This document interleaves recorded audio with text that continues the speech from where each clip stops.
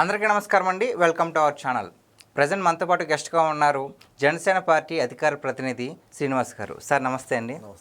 Sir, ఈ మధ్యన జగన్మోహన్ రెడ్డి గారి ప్రవర్తన చూస్తుంటే ఆంధ్రప్రదేశ్ రాష్ట్రం మొత్తం కూడా అంటే ఆశ్చర్యకరంగా చూస్తున్నారు. ఏంటి ఈయనేంటి ఇలా ప్రవర్తిస్తున్నారు అంటే ఇదెందుకు మాట్లాడుతున్నాను అంటే మొన్న తెనాలి సంఘటన కావచ్చు, అలాగే సాక్షి టీవీలో ఒక న్యూస్ కావచ్చు, దాన్ని కూడా వెనకేసుకొచ్చారు.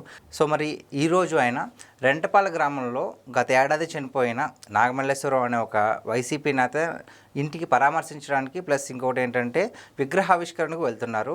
సో మరి అతను ఎందుకు చనిపోయారు ఏంటి అనేది మీకు తెలుసు, జనాలకి కూడా తెలుసు. సో ఇంకాస్త క్లుప్తంగా దీని గురించి వివరించండి సార్. రామకృష్ణ గారు, సార్ జగన్మోహన్ రెడ్డి ప్రవర్తన మీరు ఆశ్చర్యపోతున్నారేమో కానీ ప్రజలు ఆశ్చర్యపోవట్లా. ఎందుకంటే ప్రజలకు బాగా తెలిసిపోయింది. ఒక ఛాన్స్ అని అడిగాడు, ఫోన్లే ఆ తండ్రి రాజశేఖర రెడ్డిలా ఉంటాడేమో అనేది ఉద్దేశంతో అతను ఇచ్చినటువంటి హామీలు కావచ్చు, ఒక ఛాన్స్ ఇచ్చారు. ఒక్క ఛాన్స్ అని అడిగిన తర్వాత ఒక్క ఛాన్స్లో అతను ఎంతవరకు చూపించాలో సినిమా అంతా చూపించేసాడు. అవును. అందుకనే ప్రజలు భయంతో జగన్మోహన్ రెడ్డికి వ్యతిరేకంగా కూటమి ప్రభుత్వం మీద నమ్మకంతో ఓట్లేశారు. అతనిలో మార్పు వస్తుందా అంటే రాదు. ఎందుకు రాదు అంటున్నానంటే, ఎవరైనా సరే ఎన్నికలు అయిపోయిన తర్వాత ఒక ప్రెస్ మీట్ పెట్టి ఏ పార్టీ అయినా సరే ప్రజా తీర్పును గౌరవిస్తున్నాం, మాలో ఏమైనా లోపాలు ఉంటే సరి చేసుకుంటాం, మళ్ళీ వచ్చే ఎన్నికలకి మేము అధికారంలోకి వస్తామని చెప్పుకుంటాడు ఎవడన్నా. జగన్మోహన్ రెడ్డి ఆ మాట ఎప్పుడైనా మాట అన్నాడా? ప్రజలే తప్పు చేశారు అన్నట్టుగా.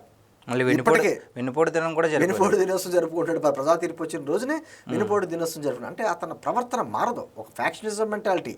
అతను ఏదో కుక్కతోక వంకరలాగా నువ్వు ఎంత తిప్పినా అది వంకర మళ్ళీ వస్తూనే ఉంటుంది. అతనికి ఉద్దేశం ఏంటి అంటే, నా దగ్గర డబ్బు ఉంది, లేకపోతే కులాల వారీగా మతాల వారీగా చీల్చేటువంటి తెలివితేటలు నాకున్నాయి, ఆ విధంగా కన్సాలిడేట్ చేసుకుందాం అనేటువంటి ఊహే తప్ప మళ్ళీ ప్రజల్లో తప్పులను సరి చేసుకుని ప్రజల్లోకి వెళ్ళి మళ్ళీ ఓట్లాడుదాం అనేటువంటి జాస అతనికి లేదు, రాదు. ఎందుకంటే అతనికి ఏంటి అంటున్నారో ఆ పర్సనాలిటీ, అటువంటి పర్సనాలిటీ. సరే, మీరు అడిగినట్టుగా ఈరోజు అతను వెళ్ళినటువంటి రెంటపాళ్ళ గ్రామానికి పరామర్శకు వెళ్తున్నాడు. ఆ పార్టీకి సంబంధించినటువంటి నాయకుడు ఎవరో ఆత్మహత్య చేసుకుంటే సంవత్సరం క్రితం ఇప్పుడు విగ్రహావిష్కరణ చేస్తున్నారు. అంటే తప్పులేదు. ఆ ఒక పార్టీ కార్యకర్త ఎవరైనా చనిపోతే పార్టీ వారికి సంబంధించిన వాళ్ళు పరామర్శకు వెళ్తారో తప్పులేదు. అందులో జగన్మోహన్ రెడ్డికి బాగా ఇష్టం శవాలంటే. నేను అంటే అది కాదు, కానీ సందర్భం అసలు విషయం ఏంటి, దేనికి చనిపోయాడు? మీ పార్టీకి అతను ఏమన్నా సేవ చేసి చనిపోయాడా, లేకపోతే ఏదన్నా అంతర్గత రాజకీయ విద్వేషాలతో ఏమైనా కొట్లాటల్లో చనిపోయాడా, దేనికి చనిపోయాడు అనేది చెప్తే, జూన్ 4వ తారీఖున ఎలక్షన్స్ వచ్చినాయి, జూన్ 5వ తారీఖున అతనికి సూసైడ్కి అటెంప్ట్ చేసుకున్నాడు, జూన్ 9వ తారీఖున చనిపోయాడు. లాస్ట్ ఇయర్ సంవత్సరం అయింది. చనిపోవడం కూడా కారణం ఏంటంటే అతను బెట్టింగ్లు వేసి, ఆ బెట్టింగ్లు డబ్బులు వేరే వాళ్ళు తన దగ్గర పెట్టుకున్న డబ్బులను కూడా బెట్టింగ్ వేసి ఆ అప్పులు తీర్చలేక ఆత్మహత్య చేసుకున్నాడు. మరి దాన్ని ఏ విధంగా సమర్థిస్తావు? నేను ఏమంటున్నానంటే, రామకృష్ణ గారు, ఏదైనా విగ్రహం పెడతారు, ట్యాంక్ బండ్ మీద విగ్రహాలు ఉన్నాయి, విగ్రహం ముందు అతని పేరు అతని చరిత్ర ఏంటో రాస్తూ ఉంటారు. స్వాతంత్ర సమరయోధుడను లేకపోతే మా ప్రముఖ రచయితను రాస్తారు. ఇతని విగ్రహం కింద ఏం రాస్తావు నువ్వు?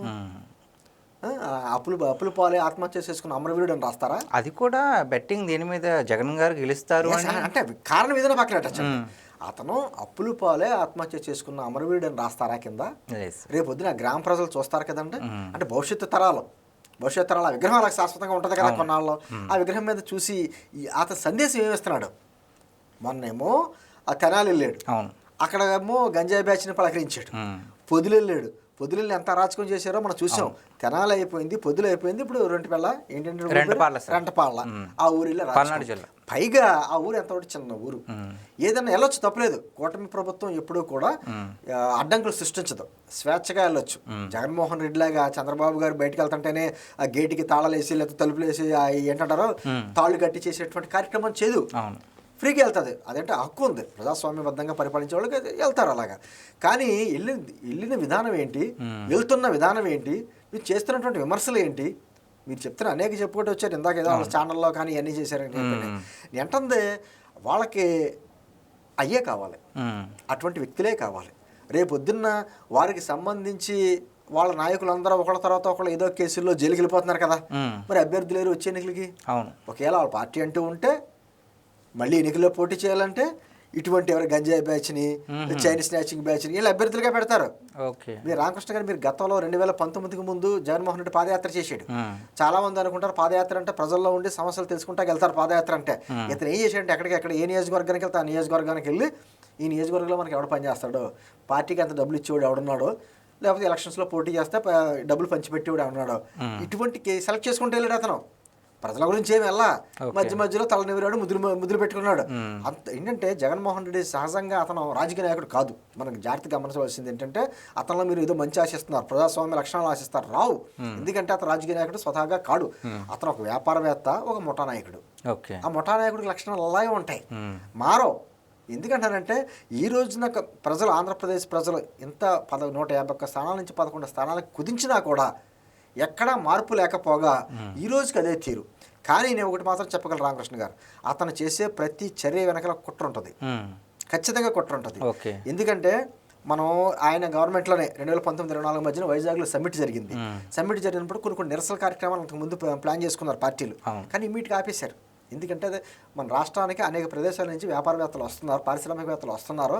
ఆ పెట్టుబడులు మనకి రాష్ట్రానికి అవసరం కాబట్టి ఇటువంటి టైంలో రాజకీయంగా మనం అరాచకాలు చేయకూడదు, అంటే నిరసన లాంటివి చేయకూడదనే ఉద్దేశంతో అన్ని క్యాన్సిల్ చేసుకున్నాం. అటువంటి బుద్ధి జగన్మోహన్ రెడ్డికి ఉండదు. రేపు మనకి జరుగుతుంది యోగాడే, ప్రపంచం అంతా వీటి చూస్తుంది. కాబట్టి ఇటువంటి అంశాలన్నీ వెనకాల పెట్టుకుని రచ్చ చేయాలి. ఒకటి అతను కుట్ర ఒకటే అండి, ఆంధ్రప్రదేశ్కి పెట్టుబడులు రాకూడదు, ఆంధ్రప్రదేశ్ పారిశ్రామికవేత్తలు ఆంధ్రప్రదేశ్ వైపు చూడకూడదు, అన్నిటికంటే ముఖ్యంగా ఆంధ్రప్రదేశ్ ప్రజలు సంతోషంగా ఉండకూడదు, ఆంధ్రప్రదేశ్ ప్రజలు ఎప్పుడూ కూడా చేయి చాపిలాగే ఉండాలి, వాళ్ళ కడుపు నిండకూడదు అనేటువంటి ఒక దుర్మార్గమైన ఆలోచనతో. అంటే నేను ఏమంటున్నాను రామకృష్ణ గారు, మనం చాలా పక్కన రాష్ట్రాల రాజకీయాలు కూడా చూస్తూ ఉంటాం. వాళ్ళకి రాజకీయాల్లో ఎన్నైనా చేసుకుంటారు, కానీ రాష్ట్రానికి సంబంధించిన అంశం వచ్చేటప్పటికి ఏకమైపోతారు. తమిళనాడు చూడండి, తెలంగాణ చూడండి, వాళ్ళు ఎన్ని అంశాలు, వాళ్ళ పార్టీల పరంగా ఎన్ని విభేదాలు ఉండొచ్చు, వాళ్ళ రాష్ట్రానికి వచ్చిన అంశం వచ్చేటప్పటికి ఏకమైపోతారు. అంటే అటువంటిది రాజకీయ నాయకుడు మనకి జగన్మోహన్ రెడ్డి కాదు. జగన్మోహన్ రెడ్డి ఆంధ్రప్రదేశ్లో పుట్టడం మన దురదృష్టం. ఎందుకంటే అటువంటి నాయకుడు ఉండకూడదు. మనకి గతంలో మేమైతే ఎన్టీ రామారావు గారి నుంచి కొంచెం చూసాం, అనేక మంది ముఖ్యమంత్రులు వచ్చారు. తర్వాత ఎవరో కూడా చంద్రబాబు గారు చేసిన కార్యక్రమాన్ని కూడా, ఆ తర్వాత వచ్చినటువంటి రాజశేఖర రెడ్డి గారు కావచ్చు, తెలంగాణలో కేసీఆర్ లాంటి వాళ్ళు కావచ్చు, ఎవరో కూడా చదపలా, దాన్ని కంటిన్యూ చేశారు. తర్వాత వాళ్ళ మార్కు వాళ్ళు చూపించుకున్నారు. జగన్మోహన్ రెడ్డి అలా కాదు, డిస్ట్రక్షన్, ఎక్కడ కన్స్ట్రక్షన్ ఉండదు అతనికి. అటువంటి వ్యక్తి నుంచి మనం మంచి ఆశించకూడదు. ఖచ్చితంగా ఈ రోజు అతను జరగబోయే, పోలీసులు చెప్పారు కదండి, మీరు ఎంతమంది వాహనాలు రావాలి, ఇంతమంది రావాలి, అంతమంది ఎక్కువ వస్తే మేము చర్యలు తీసుకుంటాం. అయ్యో లెక్చర్డేనా? అవును, అంటే వెళ్ళిన ప్రతి చోట కూడా మళ్ళీ జై జగన్, సీఎం అనే నినాదాలు కావచ్చు. ఇక్కడ మీరు శవాల దగ్గర అంటున్నారు ఏంటంటే, తిరుపతి కొండ మీద శ్రీవారి నినాదం తప్ప ఇంకోటి నినాదం రాకూడదు, గోవిందనాథం తప్ప. తిరుపతి కొండ మీద కూడా జగన్ నినాదాలు చేయించుకున్నాడు. అతని మనిషి మెంటాలిటీ అంటే అదేంటంటే మ్యానుఫ్యాక్చరింగ్ డిఫెక్టివ్.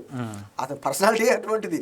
అతనిలోనూ మనం మంచి కానీ ప్రజాస్వామ్య లక్షణాలు, అతను మాట్లాడతాడు, విలువలు, విశ్వసనీయత అని మాటలు మాట్లాడతాడు తప్ప వాటికి అర్థాలు వాళ్ళ డిక్షనరీలో ఉండవు, అటువంటి ఆలోచన కూడా ఉండవు. అతని మనుషులు అందరూ కూడా అంటే అతని భాష కొడాలని భాష మాట్లాడాలి, లేకపోతే ఈ చెవిరెడ్డి భాస్కర్ రెడ్డి, పెద్దిరెడ్డి ఇలా అరాచకాలు చెయ్యాలి. చూసారుగా లిక్కర్ స్కామ్ ఎంతవరకు వచ్చిందో అని అంటుంది. అటువంటి వ్యక్తుల పార్టీ తప్ప ఒక నిజంగా ప్రజాసేవ చేయాలి, ప్రజల్లో ఉండాలి, ప్రజా తీర్పును గౌరవించాలి అనేటువంటి ప్రజాస్వామిక లక్షణాలు ఉన్నవారో ఆ పార్టీలో ఉండరు. సార్, ఏడాది గడిచింది విపక్ష నేతగా జగన్మోహన్ రెడ్డి గారి కాలం. సో మరి అంటే ఈ ఏడాదిలో కూడా చూసుకుంటే పరామర్శలు ఎక్కువగా కూడా ఈ తెనాలి కావచ్చు, మొన్న పొదిలి కావచ్చు, నేడేమో ఈ రెంటపాళ్ళ. సో మరి ఇవన్నీ నెగిటివిటీ ఎక్కువ సృష్టించేవే కదా, దీనివల్ల ఇలా ఇంతలాగా మనకు నష్టం అవుద్ది అని జగన్మోహన్ రెడ్డి గారు ఎప్పుడు ఆలోచించారంట? పొరపాటును అనుకోడు. ఎందుకంటారా, ప్రచారం 2 రకాలండి, పాజిటివ్, నెగిటివ్. అవును, ఏదైనా ప్రచారంలో ఉంటుంది. అవును, అంతే కదా. అయితే గాంధీలా ఉండాలి, లేకపోతే గాడ్సీలా ఉండాలి, మధ్య రకంగా ఉంటే ఎవరో పట్టించుకోరు. అలాగే జగన్మోహన్ రెడ్డి చాలా తెలివైన, అంటే జగన్మోహన్ రెడ్డి తెలివితేటలు తక్కువగా అంచనా వేయద్దు. క్రిమినల్ మైండ్ అంటే మీ వెనకాల మేము ఉన్నామని ఒక మతం వెనకాల, ఒక కుల వెనకాల ఏదో రకంగా చూపించుకుని ఓట్ బ్యాంక్ కన్సల్టేషన్ తెలివితేటలు అతను ఉన్నాయి. డబ్బుగా లోట్లేదు, అక్రమంగా దోసుకున్న సొమ్ము బోడంత ఉంది. ఇటువంటి రకాల మాట అంటే చూస్తాడు ఆ మనిషి వెనకాల. ఈ రోజున ఇందాక చూశాను ఎక్కడో పేపర్లో, న్యూజివీడ్లో ఓ వైఎస్ఆర్ కాంగ్రెస్ పార్టీ సంబంధించిన నాయకుడు అంట, పార్టీకి బాగా కష్టపడ్డాడు. అతను ఈ జగన్మోహన్ రెడ్డి వైనాట్ 175 అని మాటలు నమ్మి, ఆ తర్వాత ఐపాక్ టీం మాటలు నమ్మి మళ్ళీ అధికారంలోకి వస్తానని 30 కోట్లు పందెం కాసాడట. ఆయన కూడా ఆత్మహత్య చేసుకున్నాడు. నాకు తెలిసి అక్కడ కూడా అతనికి వెళ్ళి పరామర్శిస్తాడా, విగ్రహం కట్టిస్తాడా అంటాడు. మళ్ళీ ఆ చేసే కార్యక్రమాలు కూడా వెనకాల కులం చూస్తాడు. ఇతను ఏ కార్యక్రమం చేసినా, పరామర్శ చేసినా, ఎన్ని చేసినా, మన పరామర్శ ఎందుకు వెళ్ళాడండి అక్కడికి? గంజా బ్యాచ్ పరామర్శ చేశాడు, వెనకాల కులమో మతం ఏదో ఒకటి ఉంటుంది అతనికి. ఆ బ్యాలెన్స్ చేసుకుంటాడు చాలా జాగ్రత్తగా. అంటే ఆ విధంగా మీకు నేనున్నాను అనేటువంటి చేస్తాడు. అది కూడా ఇప్పుడు ఆ రోజున గంజాయి బ్యాచ్ పరామర్శించాడు. ఆ గంజాయి బ్యాచ్కి దాడికి గురైనటువంటి పోలీస్ కానిస్టేబుల్ భార్య కూడా ఏమంది, నేను దళితురాలనే అంతే. మరి ఎందుకు పరామర్శించలేదు? అంటే లాభ నష్టాలు చూసుకుంటే అదే అంటున్నాను. జగన్మోహన్ రెడ్డి వ్యాపారవేత్త, ఖచ్చితంగా లాభ నష్టాలు ఎక్కడున్నాయో చూసుకుని దాని ప్రకారం వెళ్తాడు తప్ప అతను రాజకీయ నాయకుడు కాదు, ప్రజాస్వామ్యవాది అసలే కాదు. రాజకీయ నాయకుల్లో కూడా దుర్మార్గులు ఉంటారు కొంతమంది, కానీ అతను రాజకీయ నాయకుడు కాకపోగా ఒక విధమైనటువంటి సైకో మెంటాలిటీ అంటారు చూసారా, మన పదాలు వాడకపోయినా ఒక ఫ్యాక్షనిజం మెంటాలిటీ. అదేం మాట్లాడతాడో, ప్రజల్ని ఏ విధంగా విచ్ఛిన్నం చేయాలి, సమాజాన్ని ఏ విధంగా విచ్ఛిన్నం చేయాలి, దానిలోంచి మనం ఏ విధంగా లబ్ధి పొందాలి అనేటువంటి ఆలోచన తప్ప ప్రజాస్వామ్య ఆలోచన అతను రావమ్మా. ఓకే, చూసారు కదా, అంటే జగన్మోహన్ రెడ్డి గారు ఏ పరామర్శకు వెళ్ళినా సరే ఆయనకి ఏం లాభం లేకుండా ఆయన ఒక్క పని కూడా చేయరని చెప్పేసి శ్రీనివాస్ గారు చెప్తున్నారు. అంతేకాకుండా ఆయనతో ఒక క్రిమినల్ మైండ్, ఆయన ఆంధ్రప్రదేశ్లో పుట్టడమే మన దౌర్భాగ్యం అని చెప్పేసి శ్రీనివాసరావు గారు అంటున్నారు. మరి దీనిపై మీ అభిప్రాయం ఏంటో కామెంట్ చేయండి. Thank you sir.